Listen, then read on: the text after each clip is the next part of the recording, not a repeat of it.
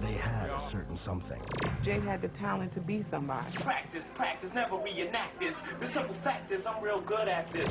They chased one goal relentlessly. He always knew what he wanted to do, and he always knew that he could do it better than everybody else that was out there. Through struggles, he was going to do whatever was keeping food on his table. He felt getting that street money was his true calling. And setbacks. People didn't get his rhyme flow, didn't get his style. Jay couldn't get a deal. Bottom line. Some people are just driven. A Brooklyn hustler's defiant pursuit of superstardom. At that time, it wasn't no strategy, man. It was just straight guerrilla pimp. Jay was just like, if you don't want to let me in, I'm going to let myself in. Never before seen images, stories, and revelations from the people who know what really happened. When you see the bad side of the industry, sometimes you're like, I ain't going through that. He was like, maybe I can't do this. You know, maybe I'm not good enough to do this. Because they lived it with him. Jay living proof of what you could become. That all people from the ghetto do have a chance.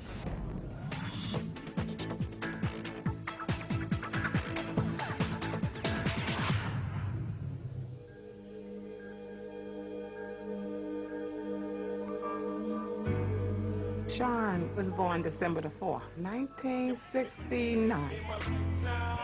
We lived with our grandmother in a brownstone. We lived at 615 Lexington Avenue. I remember my mother bringing him home. He was 10 pounds. What's the meaning of life? I never saw a baby that big. He was a normal child, happy-go-lucky. Jay's my cousin. Our mothers and sisters. I ain't have no brother, so he's like my brother. We used to have Sunday dinners together. Oh, boy, we would have big dinners. Compared to my house, Jay's house was like freedom. And they had all the music and the parties and everything. Jay always loved music. They had the illest record collection. My mother and father kept crates of music in our house. Earth, Wind and Fire. You know, Ohio Players. The Whispers. The Temptations. Every time my mother would put on Enjoy Yourself by the Jackson 5, he would dance and sing and spin around and just do the Michael Jackson dances. He had us behind him. He was the little ham, and we was his, like, backup singers. We moved in 75. They got an apartment in the Marcy Projects. That was the first time we ever was in a project. We lived in the same building, lived on the 5th floor, lived on the 3rd floor. It was just, you know, we was all just regular kids, you know. We would just basically just sit on the bench, play dice or stuff like that. Play basketball in the back. He's one of the best in the hood. Sometimes he was the best, sometimes it was other kids that beat him. You always want to be number one. You always had to be the best at everything. So he would just come back and challenge them again. My mother always told us to try to do our best in everything or anything that we wanted to do. She always gave us that drive. School was the most important thing to her. He was a very bright kid. Jay was always in the top class. Jay was real good in math. English, too, because he's good with words. Yeah. Yeah. When we was coming up, it was really the beginning of, you know, the violence. Every lunch hour, there were 4 or 5 fistfights. That's when crack came out. That's when it was real bad out there. This is really when the guns started to come into play. I remember once asking the kids, have any of you ever seen a gun? Gun blazing was a regular thing in our project. You know, kids would say they woke up to gunshots. You had to learn how to duck, know where to be at the right time, and just survive. Marcy raised me, and whether right or wrong, streets gave me all I write in this song. Marcy was probably the best schooling that we could have as far as dealing with this world that we live in.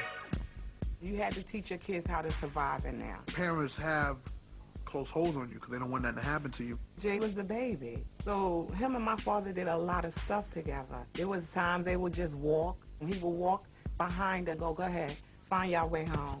He was teaching him how to be a man.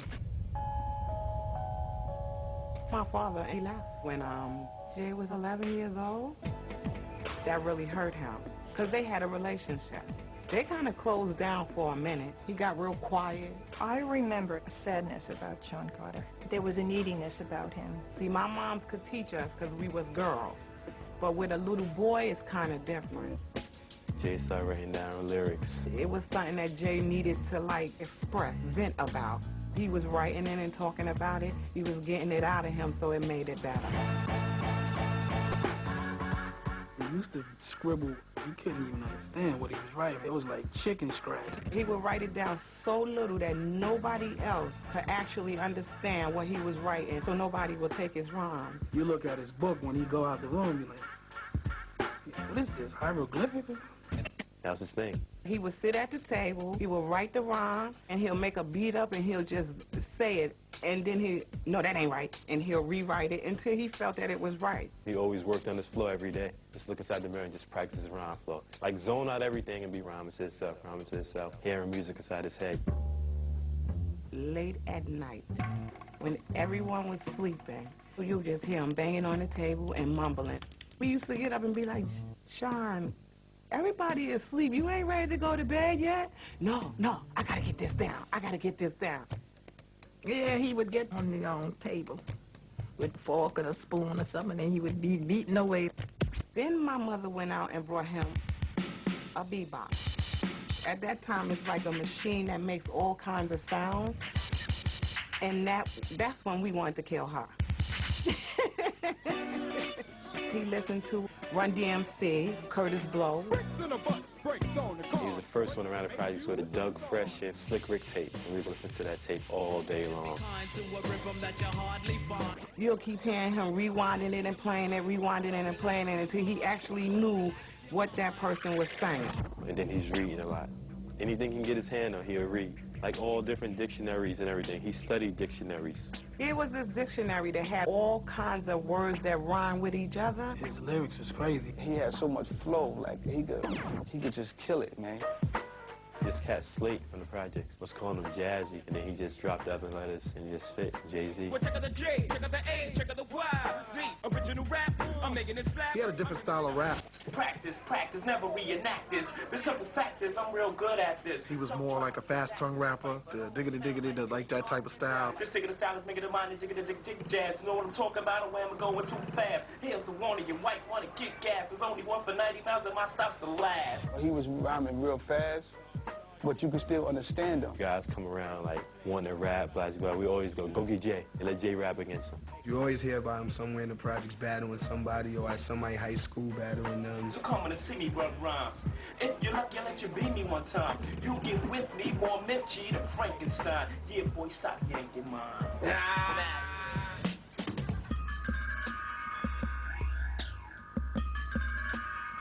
Everybody used to look up to Jazz because he was the only guy from around the way that was getting recognition from rhyming. Jazz lived on the other side of the projects from us. I think somebody introduced him and Jay together, and they both was interested in music at the time. I mean, Jay just got together writing rhymes, exchanging rhyme styles. Jazz was the older guy. He took Jay under his wing. Jazz was schooling him. Everywhere he went, Jay was by his side. Jazz was one of the first MCs to even have a major deal with a major label. Jay was actually on Jazz's first single. My name is Jazz, and my partner Jay. And Jay appeared in the video. And that kind of introduced Jay to the world. Made by the sunshine and the seas of pearls, banned by fair-skinned beautiful girls. Jay-Z came flying down from the ceiling on a rope. Yeah, I saw it. It was funny, man. Working so true indeed. Yeah, that was like his first video. Everybody was excited about it because there was somebody that we knew that was making a record that had a video. If that album takes off, then Jay's in the game. But that record didn't do too bad. They tried to promote Jazz, you know, this big guy from Marcy, like Jazzy Jeff and the Fresh Prince, and that ain't him. This lets you know how stupid the industry people are. This guy's from the hood, like the hood. That's like taking a tiger and telling the tiger, you're a rabbit now.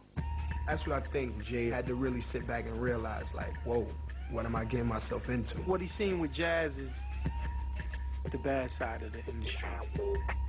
That taught him to be more aware, and that some record companies are shady. And when you see the bad side of the industry, sometimes you're like, I ain't going through that. And that's when he didn't really want to do it no more. He didn't really want to rap. Jay's career didn't really take off the way it was supposed to. So, you know, Jay was resourceful. He needed some money. He had to go out and do his thing, you know what I'm saying? Look around you. There's a million guys in the street that was hustling. What ended up happening is he dropped out of high school. It did not make sense to sit in a classroom when you could be making thousands of dollars a day. Like anyone else that's running projects, he wanted to get out. He wanted to get his family out. He was going to do whatever was keeping food on his table. And I guess at the time, rap wasn't. Jay did give it up for a minute, but music was always a part of him. His drive was always there. Like, he always knew what he wanted to do, and he always knew that he could do it better than everybody else that was out there. No doubt. He never stopped rapping. He always kept rapping. Jay was looking for a stepping stone to get to what he really wanted to do, which become his own artist and to make music. Give it to me. Jay, like a lot of Brooklyn MCs, really looked up to Kane. Big Daddy Kane is a legend of the whole hip-hop world. He paved the way for a lot of artists. Kane met Jay-Z about late 89, early 90. Give it to me. And there's this legendary night where he, like, destroyed Kane at this club during this freestyle battle. And that was a big deal. Once he met him, and Kane was like real enthusiastic about working with Jay-Z, and they recorded like a demo together. And I remember Kane just playing it over and over again, saying, "Yo, dude got a hot voice." I buck wild with style, sit out. I'm ripping and running 100 miles, I'm well endowed. Big Daddy Kane took him under his wing. Jay-Z was kind of like Kane's protege at one point, and so Kane asked Jay to tour with him. Jay was hype about that. He was real proud. Like, I'm going on tour with Big Daddy. Yeah, he really loved that. So Kane would just bring this guy on. At that time, nobody knew who he was. There was no reaction, you know, the crickets, nobody saying nothing. And then he gets on and I kick a beat. And then the crowd is just like mesmerized by his rhyme.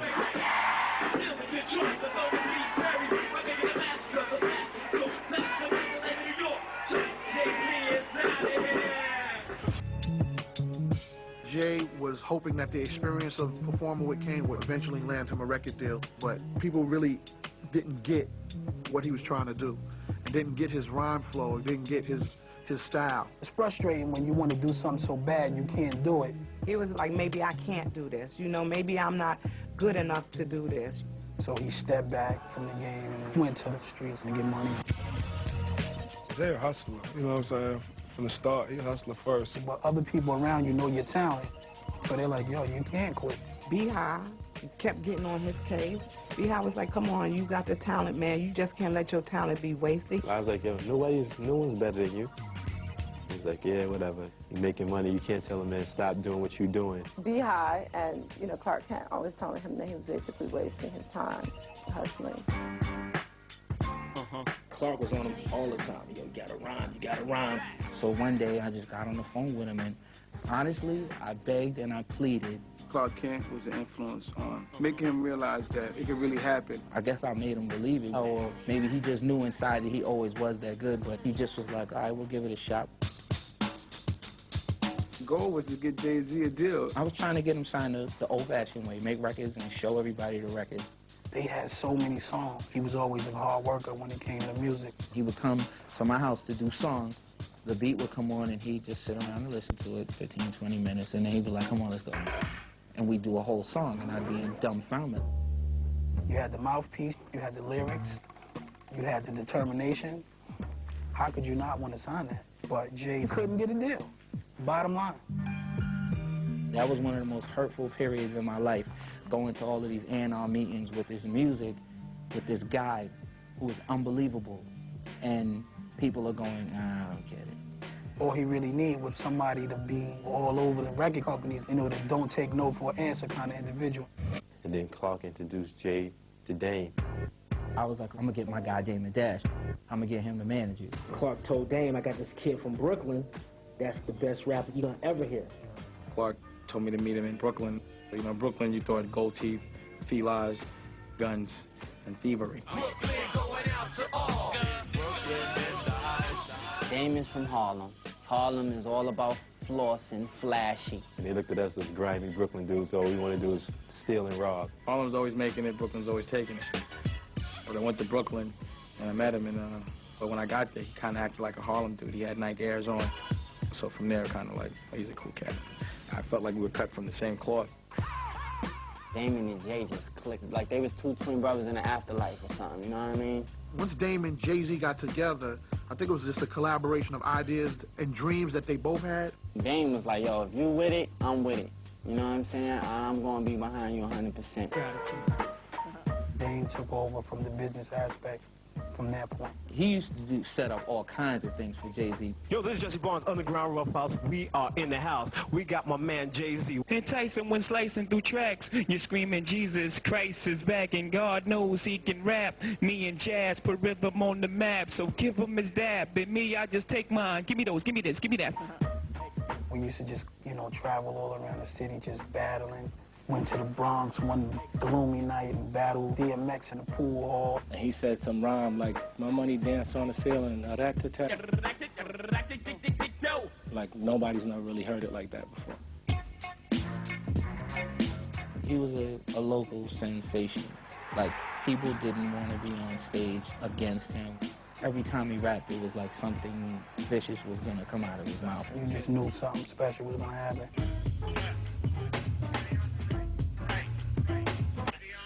I had signed a group called Original Flavor. Original Flavor was me, my partner Tone Hooker, and Chubby Chub, the DJ. The Original Flavor had a single called Can I Get Open? We went to the studio, Jay came. Dame was like, yo, why don't you put Jay on it? We was like, hell yeah, let's put him on it. Jay's about to show it. Well, can I? It's never a question of how, but when I rip it. That single, it was hot. It did real well. We did a lot of shows off that song. We used to go up and down the region, the Carolinas, Boston. Everywhere Original Flavor went, Jay went. I was noticing that, you know, the response to him, you know, when he would come out and do his verse, people would go crazy. He wasn't even the star of the show, you know what I mean? But he would take the show. We thought Original Flavor was going to open the door for everybody. We definitely had a vibe in the street, but it didn't really go too far. Atlantic Records, which Original Flavor was on, wasn't really doing what they were supposed to be doing in marketing. Damon was tired of arguing with Atlantic Records about how to promote hip-hop. And after that, they started shopping Jay's demo around. I seen so many record execs from so many different labels come up to Jay and Damon like, yo, we want to sign him. Let's do it. But for some reason, when the paperwork got back to people, it was like they're trying to shaft us. Like, it was just always something. Like, they liked it, but they didn't like it. All the record companies, they really couldn't see the vision. And they'd be putting us on hold and putting us on ice. Dame was crazy hungry. Like, you know, somebody just wanted it. He wanted it bad. He really believed in Jay. He knew the same thing we all knew, that Jay was going to be hot. I think it pushed Jay harder. He's not the type of person that's going to just give up. And Dame got the same personality as Jay. And together, you know, I think they was like, yo, we're going to do it ourselves.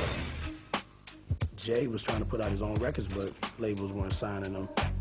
They was trying to get deals and the doors get slammed. So after a while, I was like, yo, we could just do this ourselves. If I know how to market and we make more money, you know what I mean, let's just press up some vinyl, shoot a vid, and see where it goes. Yeah. Create some energy. I can't get with that. I Can't Get With That turns out to be the first record that they put out. We shot a video for like $5,000. Our budget came in a paper bag with a bunch of 5s and 10s rolled up. They shot it. They shot all of that with their own money. So it was a labor of love. Jay did that video with Marcy Projects. Definitely representing. He wanted to shoot in Marcy Projects because that's where he was from. That video was crazy. Marcy's pretty rough, you know, so to see that was kind of monumental. 1994 forever. We had the whole city bubbling, just the city, you know what I mean?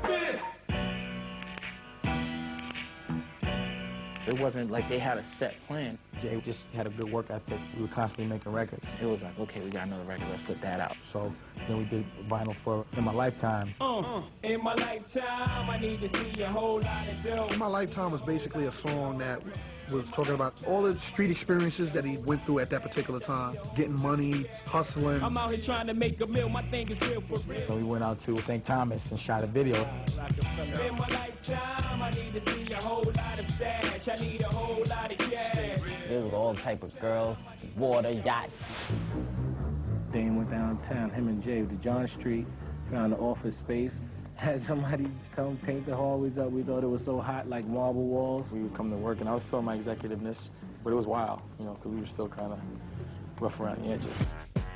We had roaches in the water cooler, mice running around, no air conditioning. They were clearly rats. You had your dice games in the corner. When you looked in, you couldn't believe work was going on in there. We had no furniture. Things that they thought to get for the office were a leather couch and a big screen TV. The things that the people needed to work, like a desk, a computer, you know, those things came like later. None of the bosses, Damon, Jay, or Biggs, had ever had jobs. So it was just pretty much hands-on, learning as you go. You would be leaving at like 1 o'clock to go get something to eat, and they were like, where you going? And we'd be like, lunch, hello, there's things called lunch breaks people have in real jobs. And they'd be like, oh, all right. So it was just really crazy and really unprofessional, but still the work got done. Tone Hooker. My partner Tone Hooker thought of that name, Roc-A-Fella. Like, it means everything. We took a white person's name and we made it a black person's name. You know, you think of Roc-A-Fella, you think of prestige, but if you really critique it, it's like Roc-A-Fella, so you mess with us, you may get hurt. So we're gonna carry ourselves like rock stars, because we're the Roc-A-Fellas. You look large to be large. That was the whole motto right there from the jump. We had all the Jay-Z jackets on, and we had the biggest limousine, and we got the license plates that say Jay-Z. We just did anything to make noise, anything to get some attention. If someone had a show, we would just bum rush the show. Jays just start rhyming, kill it, shut the show down.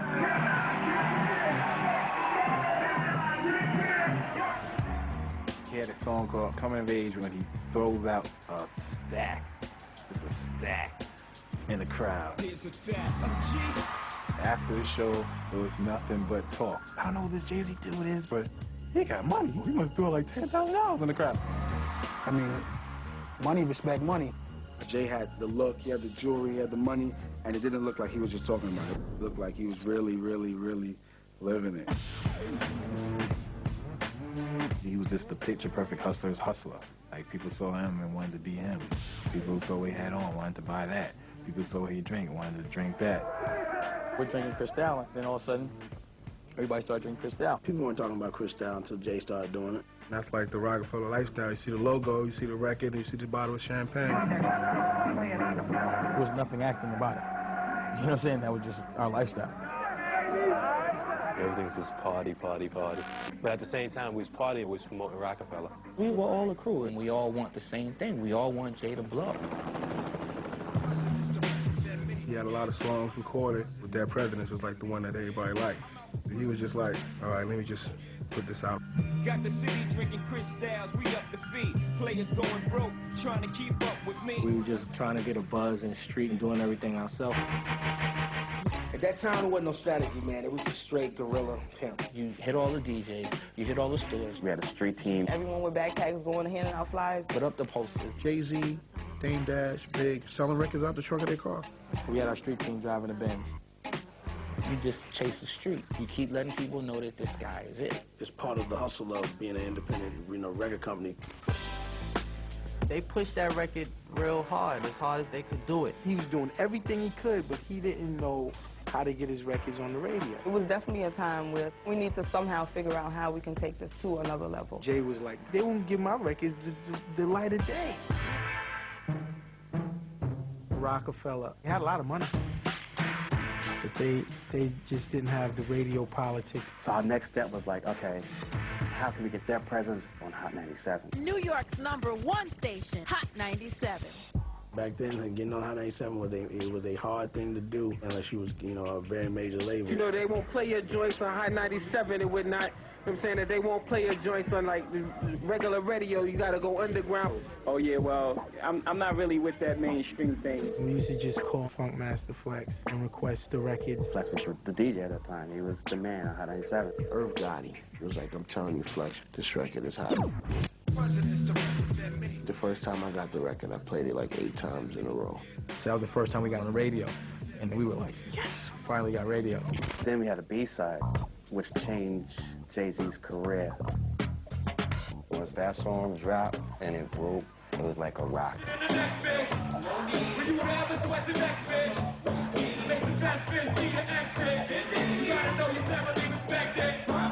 Everybody loved it. In the clubs, they just made all the DJs play it, play it, play it. The video got into heavy rotations on MTV. Ain't no like the one I got. No one can It ended up being on a Nutty Professor soundtrack. That's when Jay-Z, national star, was born. Everybody was just waiting for him to do the record. They was like, yo, when you gonna do a record? It was a big expectation for Jay's album. We all did the album at D&D Studios. He was getting producers to do records for absolutely nothing because he was that good. He doesn't write no rhymes down. He listens to the beat and he writes the rhymes in his mind. And Jay will hop from room to room and just knock them out. That's where we recorded Brooklyn's Finest. I was in a studio with Big, and I played the beat for Brooklyn's Finest by accident. Big heard the beat and ran approximately 100 feet top speed and said, "Is that for me?" And I was like, "Nah, I'm sorry, this is for Jay." He goes, "Yo, man, let me get on that record, right?" So I'm like, "Come with me."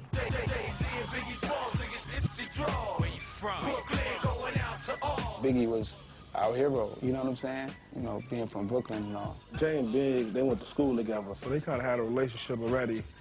So I guess it was just meant to happen.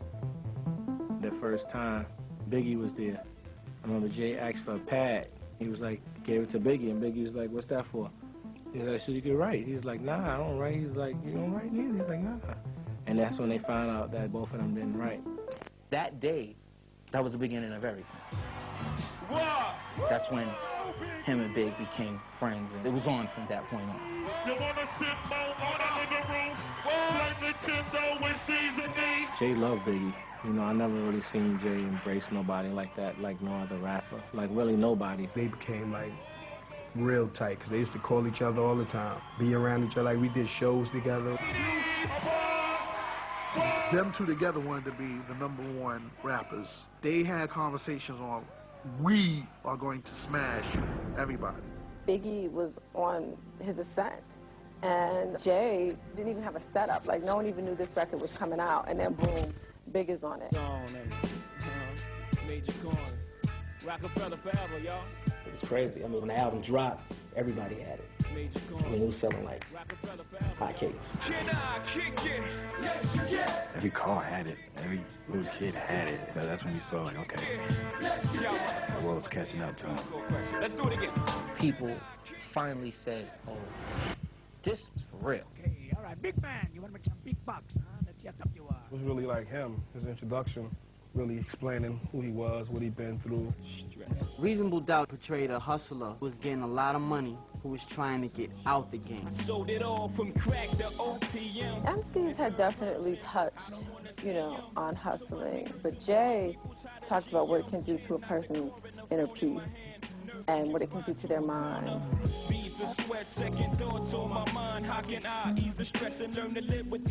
It was so simple to believe him, like, because he was that vivid and his picture was painted so perfectly. Everybody thought he was like the lyricist of the future.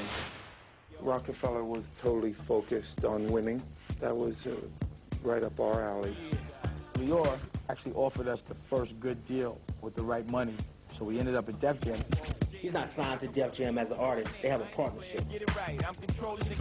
And by him just holding on to his own stuff, it definitely gave him more power. Unfortunately, I was during a time where Big passed away. It affected them heavy because they was so close.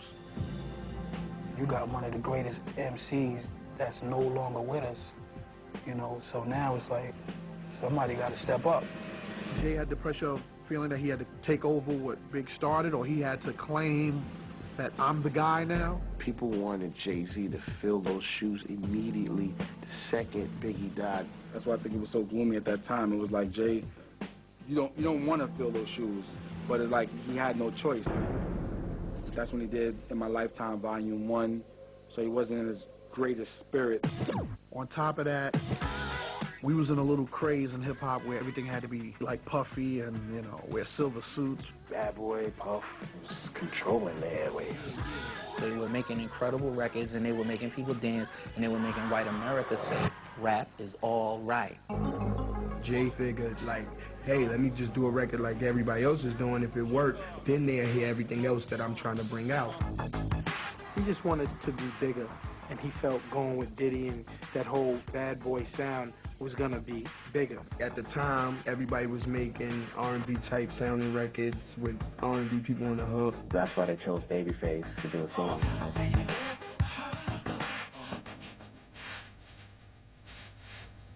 Babyface didn't equate to rap. He equated to smooth R&B. And then Hype Williams did the video. The Sunshine video, it was just colorful. We were like wearing suits and some clownness and circus, but you know his name is Hype, so he hyped us up to do it. He put the fish lens on Jay, and yeah, Jay looking like Joe the Camel, man. Not a good look. That was not good. Oh, that wasn't good. That wasn't good. It was too commercial. Jay hated that video was being played so much. He didn't want people to think that I'm this crossover pop selling out rapper. It just didn't hit the expectations. It wasn't us. My Lifetime Volume 1 definitely kept Jay out there as one of the best lyricists, but people in the street kind of took it as more of a commercial attempt. I remember a kid in the street saying to me, "Oh man, he gotta come better than that. You know, Biggie's not here." They grounded him definitely because he was riding an untouchable wave with Reasonable Doubt. It's like when he came out with Vine, they was like, "Oh, maybe you ain't that ill." I didn't think with that album that he had a shot for the crown.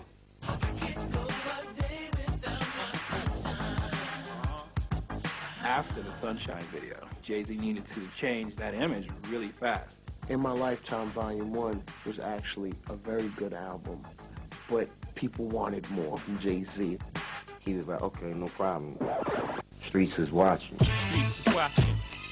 So Streets is Watching was going to be a series of videos, almost like a video album. Uncut, uncensored, straight to the point, Brooklyn, hardcore. Def Jam would not do Streets is Watching. So me and Jay put up our own money. Just going to shoot it and keep everything raw and real. Keep it street. Did one video in a strip club, one video hustling in a small town in Jersey somewhere. I remember seeing Jay-Z coming out the hotel and he had the hat cocked to the side. The pictures that you already knew about Jay just came to life for you. That was like ultimate hip-hop. Totally block out everybody's memory of Sunshine. That definitely gave me a sense of his street cred. Once we put our Streets in Watching, the streets embraced us right back again. People knew, like, hey, he's not that crossover rapper. Everybody wanted to get that Streets Was Watching tape. Everybody watched it. Everybody wanted a copy of it. It was like a ghetto smash. It made them ghetto superstars.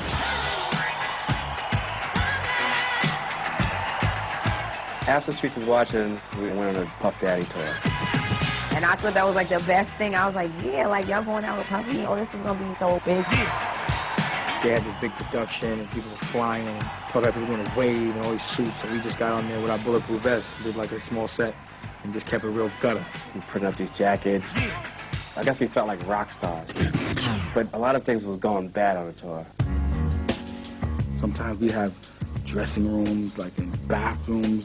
They'd be split in half, like, you know, Usher one side, us on the other side. We were like trying to fight to get extra bag of Doritos in our dressing room. They were shortening our time. We would come out, you know, the venue wouldn't be filled. It's like, yo, why are we here?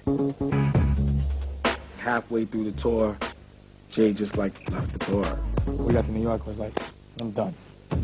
But while we were on the tour, we heard the beat for Hard Knock Life. Big Capri was DJing. Kid was opening up for the Puff Daddy tour. He played Hard Knock Life at the beginning of all the shows. It was so catchy. Everybody was jamming to it. I was like, oh. And Jay was like, oh. Baby. So I went and called 45 King. I was like, I'll give you 10,000 cash tomorrow for that beat. I got him that money. You know what I mean? We got him that money. I brought the tape to the studio. He laid down the vocals one time. He did it in one take. We knew.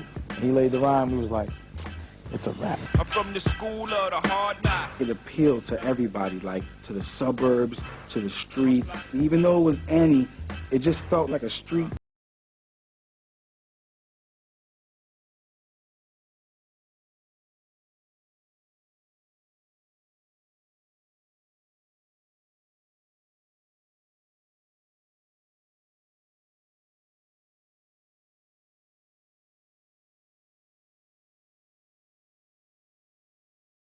All of a sudden, that record hit the streets, and boom, that thing just skyrocketed.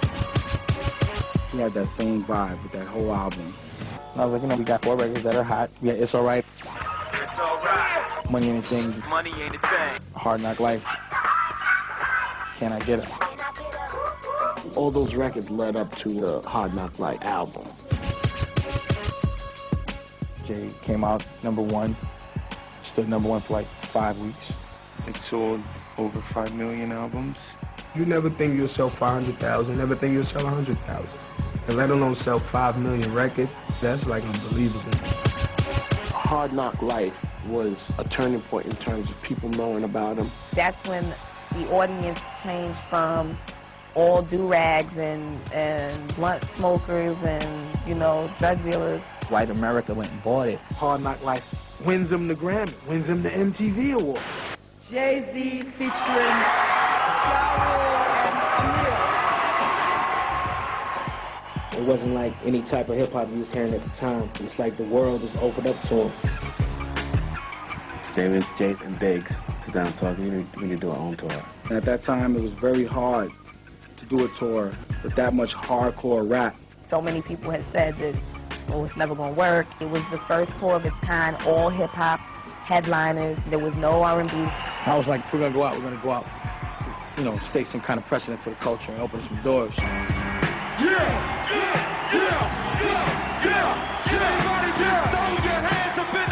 If we're going to go out, we're going to go out, you know, stake some kind of precedent for the culture and open some doors.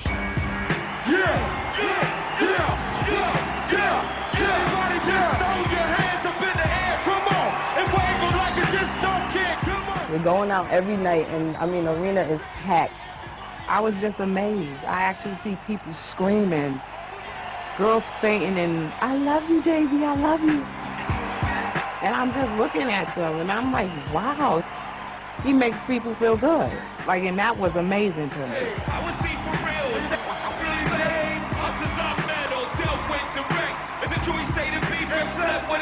He put on a bigger tour than Puff did. It was unprecedented. There was no incidents of violence. He sold out almost every show. Oh, yeah! So that alone opened eyes and opened doors for a lot of other hardcore hip-hop artists. They said it could never happen. Too much happening. Go to the last show right here.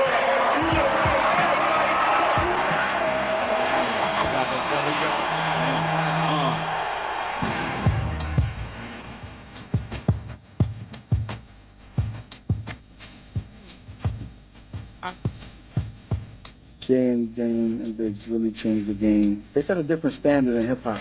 We always just knocked down doors for the culture and community. We did the tour ourselves. We put together the company ourselves. We did Rockwear ourselves. That's the anthem. Get your damn hands up. Jay living proof of what you could become. That all people from the ghetto do have a chance. The main lesson is not to give up. Don't give up. What you wish for may come true. I do this for my culture, to let them know what it look like when it's in a roaster. Jay-Z will never be a number 10 or 11 rapper. He will never allow himself to fall to the bottom of the pile. It's just in his blood. He cannot lose. He cannot lose. Anything he does, he wants to be #1 at. It's not like I think I'm #1 and I'll try to pretend I'm #1. It's I am #1. Fresher than the next bitch. No need for you to ever sweat the next bitch. With speed, I make the best bitch see the exit. Indeed, you gotta know you're thoroughly respected. By me, you get the keys to the Lexus.